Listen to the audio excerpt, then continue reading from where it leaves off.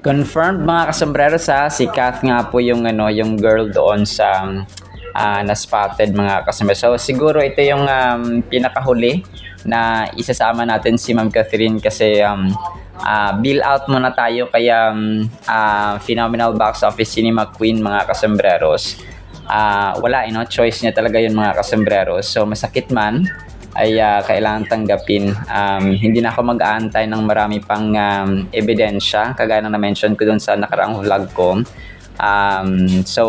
Pero kasi nag-post ng picture yung ibang admins na yun na nagtanggal ng mask si Catherine mga kasombreros doon sa spotted nga sila si Mayor Mark Alcala. So marami pa rin ang dito nag-speculate na si Alden yung kasama ni Catherine, pero hindi si Mayor Mark Alcala talaga ito mga kasombreros. So itong picture na ito ay yun nga, yung naka-black siya, tapos naka-shorts, tapos naka-glasses mga kasombreros si Kath, no? So yun, bill out muna tayo, pero syempre hindi natin isasara ang pinto yung ating isipan, at saka wag na lang tayo magalit kay Ma'am Catherine kasi choice naman talaga niya mga kasus. So yun, pero tayo mag-move on tayo na kay Sir Alden na lang, yung ating grabe ngayon kasi yung iba hati, yung iba na natili kay Ma'am Catherine, yung iba naman kay Daniel, iba naman kay Alden, of course, na dito tayo sa green flag, sorry to say, pero si Alden pa ang green flag sa lahat ng pupwedeng makasama or pupwedeng maging boyfriend ni Ma'am Catherine. Sana, pero yun, choice naman niya yung mga kasobreros. So confirm na yon na si Ma'am Catherine.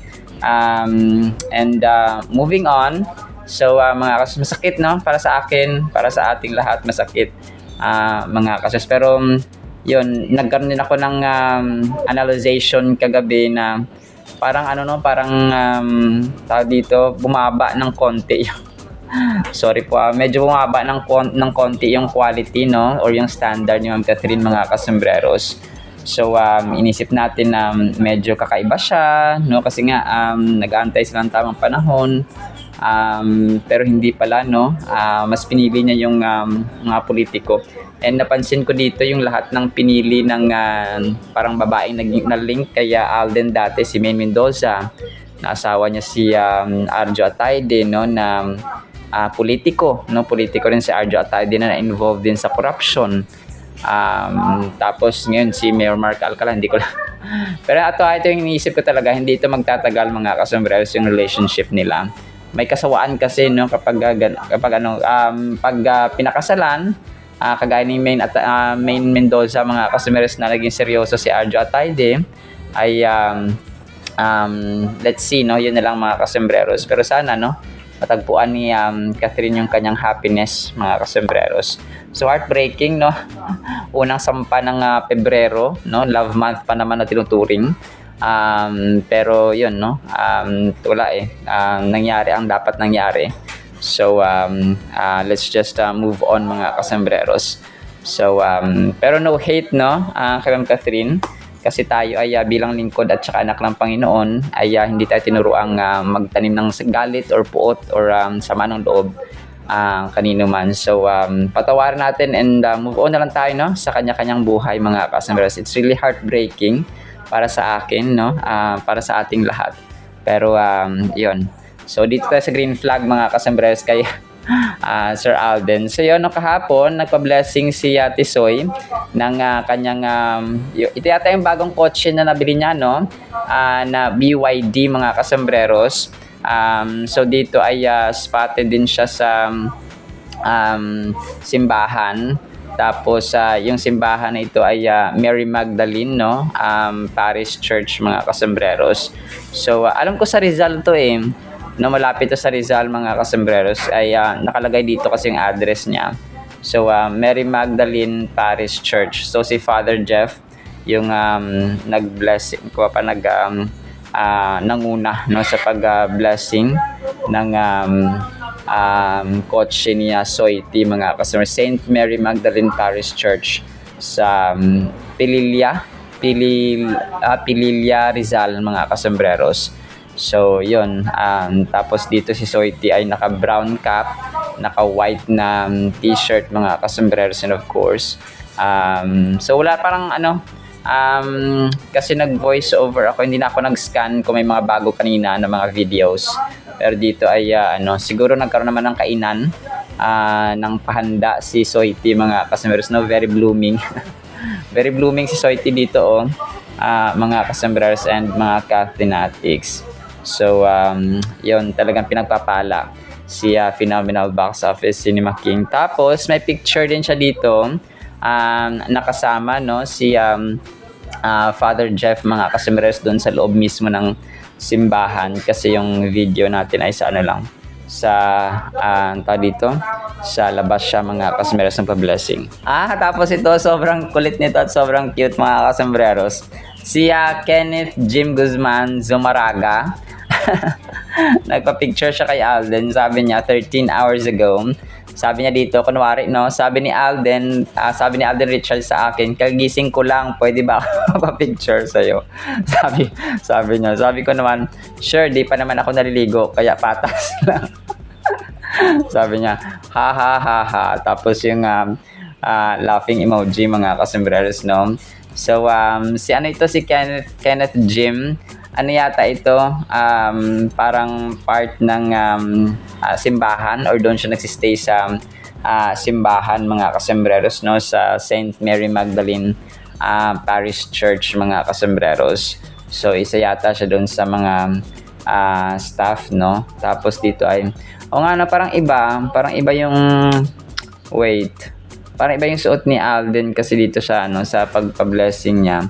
Siguro dito nagbihis lang si Soiti, or pwede rin ibang lugar to mga kasembreros.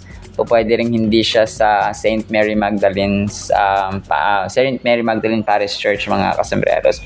So ang cute kasi kasi di ba nagpapa-blessing si Alden sa baba, yung mga tao sa taas, di ba may second floor yung Parish Church ng St. Mary Magdalene. So yung iba doon sa taas ay nakadunga, no, binibidyohan si Alden mga kasembreros. So talagang of course, no, Alden Richards ay sobrang sikat mga kasembreros. So iba nga yung suot niya dito. Parang yung parang nagbihis siya mga kasembreros, no, kumpara doon sa suot niya, no, ni Kenneth Jim mga kasembreros. So baka nagbihis nga siya. Tapos yung Hungry Pita niya mga kasembreros kagabi ay parang meron silang celebration anniversary sa Robinsons Malolos. No, dami marami rin yung yung nakapila dito na sa kanilang Hungry Pita mga kasembreros. So dito si Clarice ay yung marketing assistant, no, ng Hungry Pita mga kasembreros. So nag-prepare nga sila. 8 taon na pala. 8 taon na pala itong dito sa na Hungry Pita mga kasembreros sa Robinsons Malolos Bulacan mga kasembreros. Siguro since matagal na ito yung franchise ni Alden, kasi diba parang kailan bumili ng franchise si Alden. So siguro lang siya, parang part lang siya nung kanilang naunang branch, pero since nag-franchise si Alden ay meron na siyang commission dito mga kasembreros. So dito bumati ang mga ang mga customer, ang mga random people ng happy 8 years anniversary, no, Hungry Pita. Ang daming nakapila. So masarap siguro talaga ito mga kasembreros, yung kanilang Hungry Pita. Kung kaya pinipilahan din ng mga tao. So super blessed, no, si Phenomenal Box Office Cinema King. Tapos parang may siya sa Cebuana niya. Parang meron siyang event, kasi may pinost dito ang isang Alden admin kagabi, na meron silang Cebuana Amazing. Parang offer nila dito is all-in reward Cebuana Amazing, ang light, no, all-in protection Cebuana Amazing, Parang features yata ito about sa or related sa Cebuana, mga kasombrero ni Alden Richards, na kung saan nga si Alden ang brand ambassador, mga kasembreros, ng Cebuana. So grabe no, Cebuana, ang Palawan, alam ko sina Luis Manzano. So M. Luwilier, hindi ko lang sure kung sino yung brand ambassador no ng M. Luwilier, mga kasembreros. So talagang pinagpapala ang inyong phenomenal box office cinema king.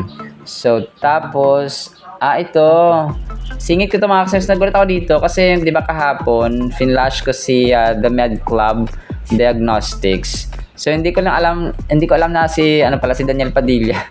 Parang parang kakilala din nung mismong doktor, no? 3 hours ago, hello DJ Daniel Jan Padilla, no? Tapos yun nga, no, nagulat ako kasi rin pala siya. Dito kakilala or connected kay Daniel Padilla, yung doktor, mga kasembreros. So yun, kasi diba si Alden lang yung nauna nating na feature na part ng dito, The Med Club Diagnostics. So yung The Med Club Diagnostics ay parang umiikot-ikot sila, no?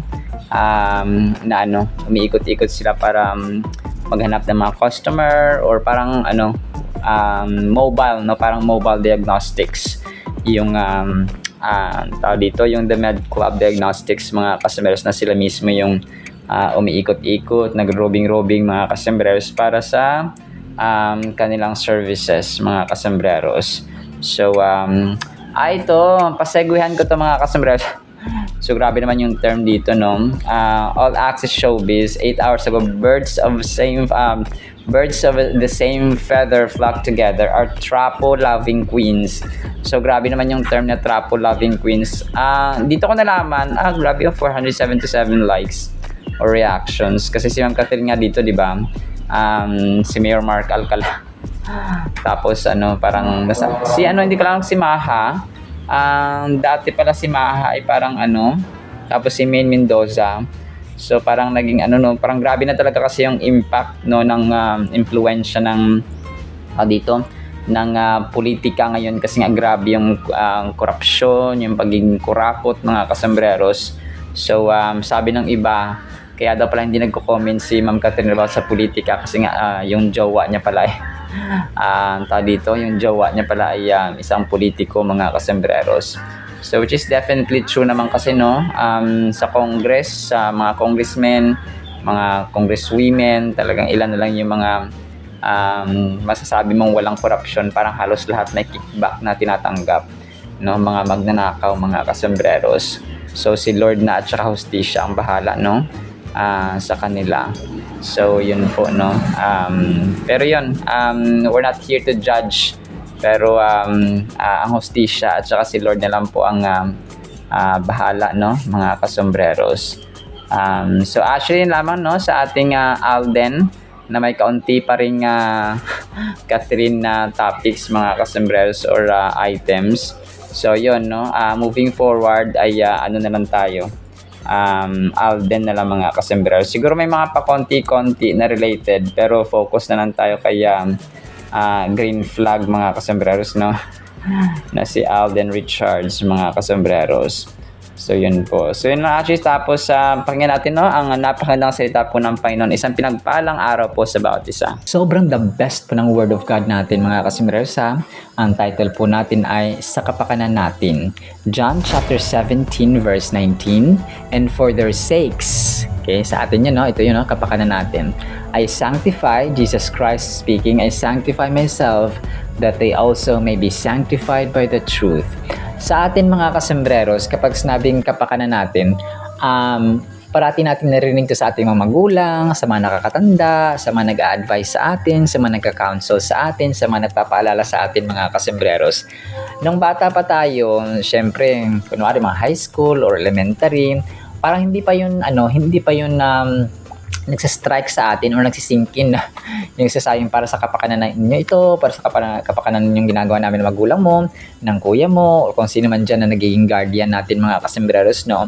So, ngayon, nung tayo na yung nasa stage ng nasa 20s, 30s, mga kasembreros, doon natin mas lalo nawawaan tong yung mga katagang para sa kapakanan ninyo, 'di ba? Ganon tayo mga kasembreros, no? Only then realize na ganun pala kahalaga yung sinasabing para sa kapakanan natin, para sa kapakanan ninyo, para sa kapakanan mo.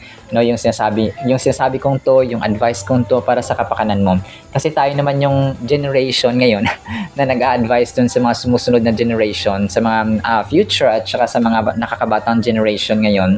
Let's say mga apo, pamangkin, no, mga anak, no, mga kasembreros na it's really important na yung kapakanan nila, yung masunod or mangyari mga or maibigay sa kanila yung kapakanan, no, benefits at advantage nila mga kasembreros sa buhay.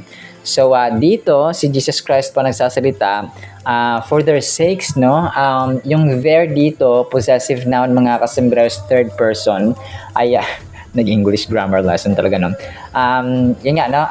Nare-refer niya dito yung mga disciples niya. Kaya yung mga taong yung taong pinili niya, at saka yung mga taong sumusunod sa kanya mga kasembreros. Sa ating generation ngayon, sa present generation, pwede mag-refer ito sa atin mga kasembreros, no, for our sakes, no, para sa ating kapakanan, para sa ating kabutihan, para sa ating benefit at advantage, no, para sa ating gain ito mga kasembreros ay sinactify ni Lord Jesus Christ yung kanyang sarili, which He actually is mga kasembreros, and He was and He will be sanctified mga kasembreros kasi He is holy, no, banal ang Diyos mga kasembreros, banal si Lord Jesus Christ, so that they may also be sanctified by the truth. Jesus Christ is the truth, the way, and the life mga kasembreros, John 14:6. And then of course si Jesus Christ po ang salita, no, na nagpakatao or naging flesh mga kasembreros. So sa verse na ito, Jesus speaks about the act of sanctifying Himself for the sake of His followers. So kagaya dito, imagine niyo mga kasembreros kung hindi na train, hindi ganoon ka-powerful at kalakas mga kasembreros ang pananampalataya ng mga disciples kay Lord Jesus Christ. Well, of course, no, they were chosen by God mga kasembreros. They were called, they were chosen. So, kasi after na nung nag-ascend, bumalik si Lord Jesus Christ mga kasembreros sa heaven, ay yung mga disciples na talaga yung nagpagal, no, hanggang sa kamatayan nila mga kasembreros ay they served God mga kasembreros, and they spread the gospel according to the instructions of their master, no, Lord Jesus Christ mga kasembreros, na even to the point of death, no, talagang hindi sila sumuko, hindi nila dininay, hindi nila ni-reject. Kasi yung nangyari din mga kasembreros, kung hindi niyo po alam, nang bumalik si Lord Jesus Christ, nagkaroon na ng nagpapalitan ng presidente sa Israel mga kasembreros, kumaga nagpapalit ng leader. So after nung presidente mga kasembreros or ng leader ng Israel sa time ni Lord Jesus Christ at ang kanyang mga disciples, nung nandun pa si Lord Jesus Christ, ay may medyo mabait pa yung hari mga kasembreros nung time pa niya Jesus Christ mga kasembreros. Pero nung napalitan na ito ng panibagong leader, panibagong presidente, panibagong hari mga kasembreros na naging malupit, no. So yung birth ni Lord Jesus Christ mga kasembreros, at saka dito nung malaki na si Lord Jesus Christ as si King Herod, no. Si Haring Herod mga kasembreros ang actually malupit din to si King Herod pero nung mas sumunod pa sa kanya ay pinagpapatay, no, yung mga disciples mga hinabol isa-isa yung mga disciples because they were spreading the gospel throughout Asia and Europe mga kasembreros. So nung after nang bumalik si Lord Jesus Christ, pinagpapatay, pero nung i-deny ninyo na nakasama nila si Lord Jesus Christ, na hindi siya ang Diyos, and so on and so on. Pero hindi nila dineny, no? They were willing to die because yung katotohanan ay nasa puso na nila mga kasembreros. So maaari naman nila i-deny, no, para mabuhay ng matagal sa lupang ito mga kasembreros, pero hindi. Mas pinili nila because alam nila na mas grabe yung glory Grabe yung joy, grabe yung peace, eternal mga kasos, no? Walang katapusang peace ang nag-aantay sa langit mga kasembreros after kahit namamatay man sila mga kasembreros at kahit patayin man sila ng mga Roman officials mga kasembreros na gusto silang patayin. So grabe, no? So ito yung sasabi natin na ang pagsunod natin ngayon ay easy na lang mga kasembreros, ang pagbabasa ng Biblia, ang panalangin. So those are just easy things or easy activities mga kasembreros na dapat natin gawin. Unlike sa mga disciples dati na life and death yung kanilang situation, no? The prophets, no? Yung dati talagang sinusunog sila, no? Para lang hindi sumamba sa tunay na Diyos mga kaswes. Sa generation natin yan talaga mapalad tayo na easy na lang yung, lalo dito sa Pilipinas, no? We are so free na malaya tayo na mag-express ng ating pananampalataya sa Diyos. It's a beautiful moment where He personally invests in the spiritual growth of those around Him. So, hindi lang mga disciples, no? May mga tao din doon sa crowd na talagang naniwala na nampalataya at sumunod kay Lord Jesus Christ. When Jesus says He sanctifies Himself, He is preparing for His impending sacrifice on the cross. His desire to be sanctified is for our benefit. So, kagaya na mention natin mga kasembreros, no? Kasi ito na yung time na ipapako na siya sa krus mga kasembreros. So kung hindi siya mas sanctify, hindi siya mapako sa krus, there will be no redemption, there will be no reconciliation, there will be no forgiveness, there will be no access ng mga tao sa heaven mga kasembreros. At marami pang iba. Now He's affirming that His life, His teachings, and ultimately His death mga kasembreros have a purpose. That purpose is our salvation, nakaligtasan pa mga kasembreros. So isa yan sa pinakamahalagang mission or missions niya dito mga kasembreros, no?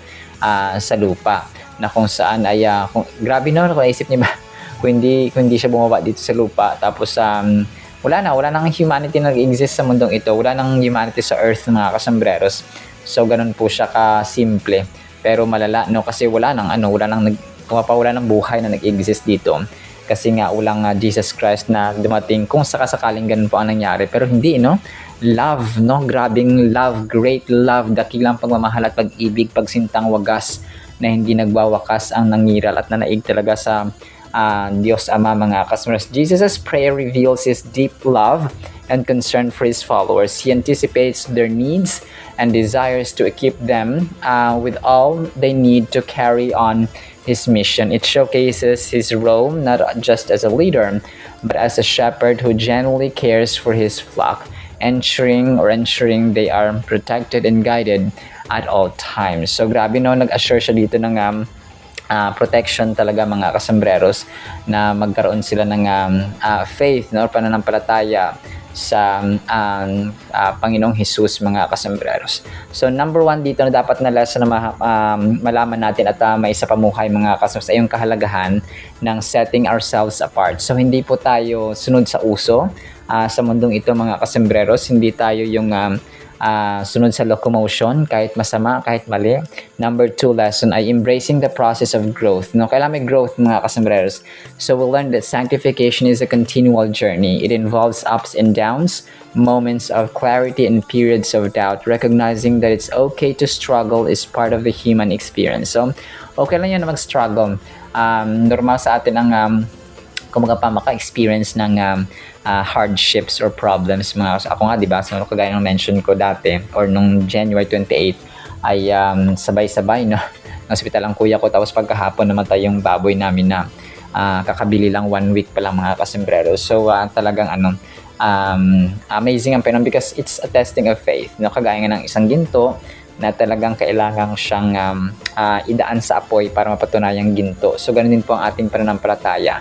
Ang test ng ating pananampalataya para malamang 24 karat, no, yung ating pananampalataya kagaya ng ginto ay sa pamamagitan ng pagsubok or problems mga kasus. Kapag nalampasan natin yon, ay nag-aantay ang victory sa atin mga kasutog kapala ng ating Panginoong Diyos, no. So final thought natin Kumapa number 3 na lesson na dapat nating maintindihan at maisa pamuhay ay sharing the truth with others. No? Kailangan ibahagi natin yung katotohanan, yung mga testimony no ng kabutihan ng Diyos mga kasambahay sa ating buhay na kumapa siya po ay mabuti at napakabuti at magiging mabuti hanggang walang katapusang kabutihan mga kasembreros ng ating Diyos. Because useless no kapag sinasarili natin yung kabutihan ng Diyos, kumapa parang walang silbi no na hindi natin binabahagi ito sa iba.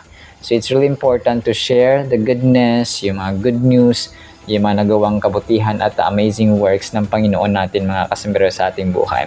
So in that way, our God and Jesus Christ will be glorified, no? Because of our sharing of testimony of the goodness of God. Alright, sinama sa ating Word of God, ha? No, apay pagpalain po tayo ng pag-ibig, pananampalataya, pag-asa, no? At saka panahon talaga sa pagbabasa ng salita ng Panginoon sa Holy Bible mga kasembreros, because dito tayo kuwapa yung kapakanan natin, yung katotohanan, and so on, mapapakain natin yung ating kaluluwa with the Word of God. In Jesus' mighty, holy, sweet, magnificent name of the Lord Jesus Christ we pray, with the communion of the Holy Spirit. Amen and amen. See you sa next segment mga kasembreros, paalam po.